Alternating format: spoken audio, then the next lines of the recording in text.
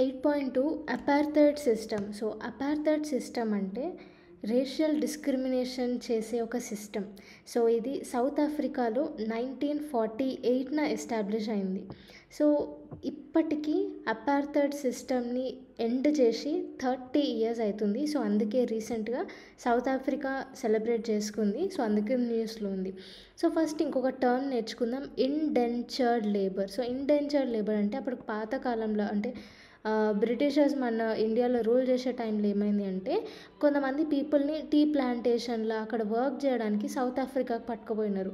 So ఒక contract base మీద ఒక స్పెసిఫిక్ టైం పీరియడ్ వరకు అట్లా ప్లాంటేషన్ జాబ్ కన్నా ఇంకా వేరే ఫ్యాక్టరీ వర్క్కి ఇండియా నుంచి పట్టుకుపోతారు అనమాట. సో అట్లా వెళ్ళిన లేబరర్స్ని ఇండెంచర్డ్ లేబరర్స్ అని అంటారు. సో స్టార్ట్ చేసాం. సో ఈ అపార్థైడ్ సిస్టమ్ అంటే ఏంది? రేషియల్ డిస్క్రిమినేషన్ చేసే ఒక లీగల్ సిస్టమ్ ఇది సౌత్ ఆఫ్రికాలో ఇంపోజ్ చేసినారు 1948లో. సో ఆల్మోస్ట్ ఒక 40 years ఈ అపార్థైడ్ సిస్టమ్ ఉండే తర్వాత. సో ఇది ఏంటి అంటే అపార్థైడ్ సిస్టమ్ లీగల్గా 1948నే ఎస్టాబ్లిష్ చేశారు. కానీ దానికంటే ముందు కూడా 19th ఇంకా 20th centuryలో చాలా లాస్ తీసుకొని వచ్చారు ఈ అపార్థైడ్ని ఇంప్లిమెంట్ చేయడం కోసం. అంటే ఈ వైట్స్ మళ్ళీ ఇంకా వేరే కలర్డ్ పీపుల్ ఉంటారు కదా, వీళ్ళు కంప్లీట్గా బ్లాక్స్ని రెస్ట్రిక్టెడ్ చేసేసారు అనమాట. వాళ్ళ ఏరియాస్లోకి రావద్దని, వాళ్ళు ఉన్న దగ్గర ఉండొద్దు అనేసి చాలా లాస్ తీసుకొని వచ్చినారు అగెయిన్స్ట్ బ్లాక్ పీపుల్. సో తర్వాత కొన్ని యాక్ట్స్ తీసుకొని వచ్చిర్రు అపార్థైడ్ సిస్టమ్ని బేస్ చేసుకొని. ఫస్ట్ వచ్చేసి population registration act of 1950. So ఈ యాక్ట్ ప్రకారం ఏంటి అంటే ప్రతి సౌత్ ఆఫ్రికన్ పీపుల్ రేస్ ద్వారా వాళ్ళని వాళ్ళు క్లాసిఫై చేసుకోవాలి. ఫర్ సపోజ్ 3 రేషియల్ క్లాసిఫికేషన్స్ ఉన్నాయి, బ్లాక్ ఒకటి, వైట్ ఒకటి, ఇంకొకటి మిక్స్డ్. సో ఇట్లా వాళ్ళ కలర్ని బేస్ చేసుకొని వాళ్ళు రిజిస్టర్ చేసుకోవాలి. Next group areas act 1950. దీని ప్రకారం ఏంటి అంటే ప్రతి కామన్ రేస్కి వైట్స్కి ఒక ఏరియా ఉంటుంది, బ్లాక్స్కి ఒక ఏరియా ఉంటుంది, మిక్స్డ్ వాళ్ళకి ఒక ఏరియా ఉంటుంది. సో ఈ ఏరియాలకి బ్లాక్ పీపుల్ వెళ్ళొద్దు. సో ఇదొక ఫార్మ్ ఆఫ్ డిస్క్రిమినేషన్ ఈ యాక్ట్. మళ్ళీ next prohibition of mixed marriages act 1949. ఈ యాక్ట్ ప్రకారం ఏంటి బ్లాక్ అండ్ వైట్ మ్యారేజెస్ చేసుకోవద్దు అనేసి ఈ ప్రొహిబిషన్ యాక్ట్ తీసుకుని వచ్చారు.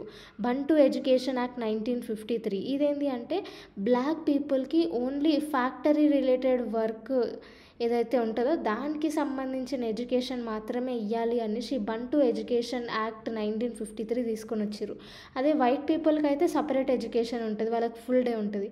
కానీ ఈ బంటు ఎడ్యుకేషన్ యాక్ట్ ప్రకారం బ్లాక్స్కి ఓన్లీ ఒక రోజుకి 2 hours ఎడ్యుకేషన్ మాత్రమే ఉంటుండే. సో అట్లా ఓన్లీ లేబర్ పని ఎట్లా చేయాలి దానికి రిలేటెడ్ ఎడ్యుకేషన్ ఏమైతే కావాలనో అది మాత్రమే ఇచ్చేవాళ్ళనమాట ఈ బంటు ఎడ్యుకేషన్ యాక్ట్ 1953 ప్రకారం. సో జనరల్గా మన ఇండియన్స్ అక్కడికి వెళ్ళినారు. సో మన ఇండియన్స్ కూడా 3 groups లాగా డివైడ్ చేసారు అనమాట. సౌత్ ఆఫ్రికాలో 3 groups లాగా ఉంటుండే. ఒకటేమో ఇండెంజర్డ్ ఇండియన్ లేబర్. సో ఫస్ట్ స్టార్టింగ్లో మనం చదువుకున్నాం కదా, ఇదేంటి అంటే ఇండియా నుంచి ఈ కంట్రీకి ఒక కాంట్రాక్ట్ బేస్ మీద పని చేయడానికి వచ్చిన వాళ్ళు. సో బేసిక్గా షుగర్ ప్లాంటేషన్స్లో వర్క్ చేసేవాళ్ళు ఈ ఉత్తరప్రదేశ్, బీహార్ ఇంకా సౌత్ ఇండియా నుంచి చాలామంది ఉండే. సో వాళ్ళు ఇక్కడికి వచ్చి ఉన్న వాళ్ళు ఒకళ్ళు. నెక్స్ట్ మర్చెంట్స్ ఏంటి అంటే వీళ్ళు జనరల్గా మేమాన్ ముస్లిమ్స్ అనమాట. సో వీళ్ళు అక్కడ ట్రేడింగ్ పర్పస్కి పోయిన వాళ్ళు సౌత్ ఆఫ్రికాకి. Next indentured labourers. సో ఈ లేబరర్సే వాళ్ళ కాంట్రాక్ట్ పీరియడ్ అయిపోయిన తర్వాత వాళ్ళ పిల్లలతోని ఫ్యామిలీతోని ఈ సౌత్ ఆఫ్రికాలోనే సెటిల్ అయినారు. సో అట్లా మనకి 3 types ఆఫ్ ఇండియన్స్ ఉండే సౌత్ ఆఫ్రికాలో.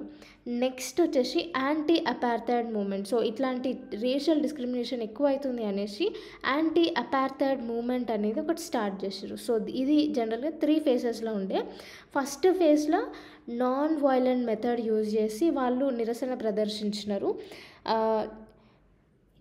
దీంట్లో మెయిన్గా 2 political parties key role play చేసినాయి. ఒకటి వచ్చేసి African National Congress, Nelson Mandela కూడా ఇందులో పార్ట్ లాగా ఉండే. నెక్స్ట్ వచ్చేసి South African Communist Party. So ఈ పార్టీస్ లీడర్షిప్ కింద నాన్ వయలెంట్ యాక్షన్ ప్రదర్శించి anti apartheid movement first phase start చేసినారు. నెక్స్ట్ సెకండ్ ఫేజ్కి వస్తే 1960s తర్వాత సెకండ్ ఫేజ్. సో 1948 టైంలో అపార్థైడ్ని లీగల్గా తీసుకొని వచ్చిర్రు. దాని తర్వాత 1950s ఆ టైంలో వీళ్ళు ఫస్ట్ ఫేజ్ స్టార్ట్ చేసినారు. 1960s తర్వాత ఏమైంది, సెకండ్ ఫేజ్ స్టార్ట్ చేసినారు. ఈ సెకండ్ ఫేజ్లో ఏంటి అంటే ఈ ఇష్యూని, రేషియల్ డిస్క్రిమినేషన్ అనే ఇష్యూని ఇంటర్నేషనలైజ్ చేయాలి అనేసి ఈ సెకండ్ ఫేజ్ యొక్క మెయిన్ థీమ్ ఉండే. సో సౌత్ ఆఫ్రికన్ యూనియన్ నుంచి సపోర్ట్ తీసుకున్నారు, యునైటెడ్ నేషన్స్ నుంచి సపోర్ట్ తీసుకున్నారు, ఇంక్లూడింగ్ మన ఇండియా కూడా దీనికి సపోర్ట్ చేసింది. అండ్ యునైటెడ్ నేషన్స్ ఏం చేసింది, international convention on suppression and punishment of crimes of apartheid అనేది ఒకటి ఎస్టాబ్లిష్ చేసింది. ఓకే, సో రేషియల్ డిస్క్రిమినేషన్ ఎవరైతే చేస్తారో వాళ్ళకి పనిష్మెంట్ ఉండాలి, వాళ్ళని సప్రెస్ చేయాలి అనేసి international convention United Nation adopt చేసుకుంది. తర్వాత థర్డ్ ఫేజ్ వచ్చేవరకు 1980s తర్వాత థర్డ్ ఫేజ్ అనేది స్టార్ట్ అయింది. ఇది మ్యాసివ్ రెసిస్టెన్స్. ఏంటి అంటే గవర్నెన్స్ కాకుండా కంట్రీలో ప్రతి దాన్ని రెసిస్ట్ చేసి కూర్చోడం అనమాట. స్ట్రైక్స్, బాయ్కాట్స్, డెమాన్స్ట్రేషన్స్ ఇవన్నీ చేసినారు. సో ఇట్లా మ్యాసివ్ రెసిస్టెన్స్ అనేది థర్డ్ ఫేజ్లో అయింది. సో దీని తర్వాత మెల్లమెల్లగా యాంటీ అపార్థైడ్ మూమెంట్ ఇంపాక్ట్ చూపించడం స్టార్ట్ అయింది. ఎట్లా అంటే ఫస్ట్ థింగ్ ఈ పొలిటికల్ పార్టీస్ ఉన్నాయి కదా, ఆఫ్రికన్ నేషనల్ కాంగ్రెస్ కానీ వీళ్ళని బ్యాన్ చేసారు అనమాట. సో ఈ బ్యాన్ని లిఫ్ట్ తీసేసినారు 1990 టైం పీరియడ్లో. దాని తర్వాత 1913లో ఇంకా 1936లో చేసిన ల్యాండ్ యాక్ట్స్ని ప్రొహిబిట్ చేసినారు. ఈ పాపులేషన్ రిజిస్ట్రేషన్ యాక్ట్ ఏదైతే రేసిజంని బేస్ చేసుకొని రిజిస్ట్రేషన్ చేసుకోవాలో ఈ యాక్ట్ని తీసేసినారు. సపరేట్ అమ్యూనిటీస్ యాక్ట్, సో అందరికీ సపరేట్ థింగ్స్ ఉండాలి అనేసి ఒక యాక్ట్ తీసుకొని వచ్చారు. ఈ యాక్ట్ని కూడా అబాలిష్ చేసినారు. దాని తర్వాత 1991లో నెల్సన్ మండేలాని జైల్లో నుంచి రిలీజ్ చేసినారు. సో అట్లా అనమాట. So Nelson Mandela almost 27 years జైల్లో ఉన్నాడు. ఆయన గురించి మనం డీటెయిల్గా చదువుకుందాం నెక్స్ట్లో. సో నెక్స్ట్ 4 years తర్వాత, ఈయన రిలీజ్ చేసిన 4 years తర్వాత ఈయన ఫస్ట్ డెమోక్రటికల్లీ ఎలెక్టెడ్ ప్రెసిడెంట్ అయినాడు సౌత్ ఆఫ్రికాకి. సో ఇట్లా దీని ఇంపాక్ట్ అయితే ఉంది. సో ఇండియా ఎట్లా కాంట్రిబ్యూట్ చేసింది యాంటీ అపార్థైడ్ స్ట్రగుల్కి అంటే, ఫస్ట్ థింగ్ కొంతమంది మేజర్ లీడర్స్ ఉన్నారు. ఆ మేజర్స్ లీడర్లో ఒకరు మహాత్మా గాంధీ వచ్చేసి 1894లో నాటల్ ఇండియన్ కాంగ్రెస్ అనేది ఒకటి ఎస్టాబ్లిష్ చేసినాడు. సో ఇది ఒక పొలిటికల్ ఆర్గనైజేషన్ అనమాట. సో ఇది రేసిజంకి అగెయిన్స్ట్గా ఈ పార్టీ ఎస్టాబ్లిష్ చేసినారు. 1945లో ఈ పార్టీకి ఈయన జిఎం నాయకర్ అనే ఆయన అనమాట. సో ఈయన స్ట్రీట్ డాక్టర్ అనమాట. సో ఈయన యంగ్ పీపుల్కి అవగాహన తెచ్చి స్పోర్ట్స్లో ఇంకా సోషల్ వర్క్స్లో ఎక్కువ పార్టిసిపేట్ చేయాలనేసి యూత్ని చాలా ఎంకరేజ్ చేస్తాడు. ఈయన గురించి కూడా మనం తర్వాత నేర్చుకుందాం. సో మహాత్మా గాంధీ వచ్చేసి నాటల్ ఇండియన్ కాంగ్రెస్ అని ఒక పార్టీ ఎస్టాబ్లిష్ చేసిండు. తర్వాత ఇండియన్ ఒపీనియన్ అనే న్యూస్ పేపర్ 1903లో స్టార్ట్ చేసినాడు అగెయిన్స్ట్ రేసిజం అనమాట. సో తర్వాత 1906లో ఈ 1906 లెజిస్లేషన్ అనేది ఒకటి తీసుకొని వచ్చారు. ఇదేంటి అంటే ఇండియన్స్ ఎక్కడికి పోయినా కానీ వాళ్ళ రిజిస్ట్రేషన్ సర్టిఫికేట్స్ అనేది తీసుకొని పోవాలి అనేసి ఈ యాక్ట్ అనమాట. సో ఈ 1906 లెజిస్లేషన్ని బాయ్కాట్ చేసినాడు. సో ఇట్లా కొన్ని ఇంపార్టెంట్ వర్క్స్ తీసుకొని వచ్చిండు. ఇంకా 1915లో ఫియోనిక్స్ సెటిల్మెంట్ అనేది తీసుకొని వచ్చిండు. ఇదేంటి అంటే సేమ్ ఒక ఆశ్రమం లాంటిది అనమాట. ఇది ఒకటి తీసుకొని వచ్చిండు. And next so natal Indian Congress ఏంది, ఇది అగెయిన్స్ట్ రేసిజం 1894లో స్టార్ట్ చేసినారు. 1945లో జిఎం నాయకర్, ఈయన ఒక డాక్టర్ అనమాట. సో ఈయన 1945లో దీనికి లీడర్ లాగా ఎలెక్ట్ అయినాడు. అండ్ చాలామంది యూత్ని సోషల్ ఇష్యూస్ పైన, స్పోర్ట్స్ పైన ఫోకస్ చేయాలని నాకు చాలా ఎంకరేజ్ చేసిండు అనమాట. సో అట్లా ఈ నేటల్ ఇండియన్ కాంగ్రెస్ అనే పార్టీ చాలా క్రూషియల్ రోల్ ప్లే చేసింది. నెక్స్ట్ వచ్చేసి important person Yusuf Mohammed Dadoo. So ఈయన ఏంది అంటే ఫౌండర్ ఇంకా లీడర్ అనమాట. Non European United Front and Communist పార్టీకి ఈయన ఫౌండర్ ఇంకా లీడర్. సో ఈయన ఏంది అంటే అండర్ గ్రౌండ్ ఇంకా ఆర్మ్ స్ట్రగుల్ని సౌత్ ఆఫ్రికాలో 1960లో ఫామ్ చేసిండు. సో ఒక సీక్రెట్ ఆర్గనైజేషన్ అనమాట, non European United Front and Communist Party అనేసి. సో ఈ సీక్రెట్ ఆర్గనైజేషన్కి ఈయన ఫౌండర్ ఇంకా లీడర్. సో అండర్ గ్రౌండ్ ఇంకా ఆర్మ్డ్ స్ట్రగుల్కి ఈయన చాలా ప్రమోట్ చేసిండు 1960 ఆ టైంలో సౌత్ ఆఫ్రికాలో.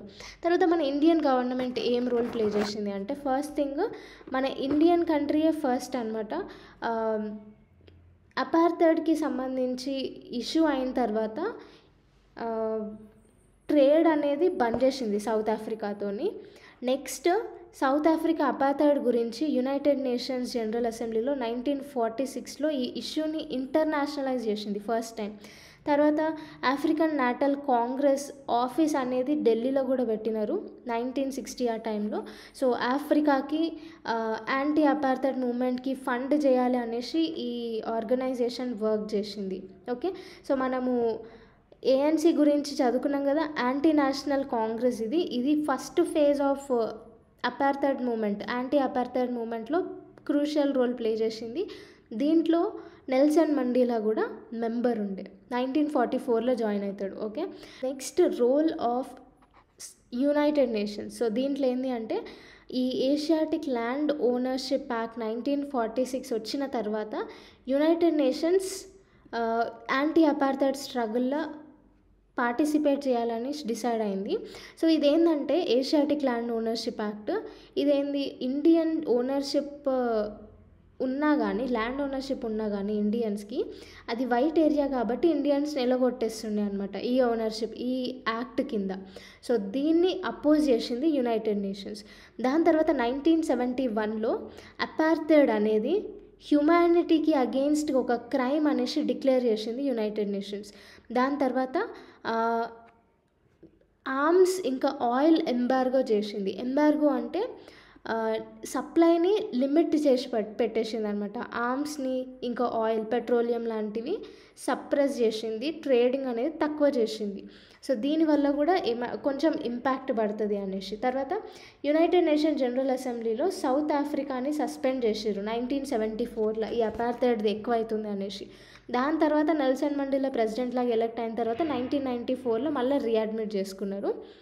సో ఇప్పుడు నెల్సన్ మండేలా గురించి కొంచెం డీటెయిల్గా నేర్చుకుందాం. So Nelson Mandela time period వచ్చేసి 1918 నుంచి 2013 వరకు ఉండే.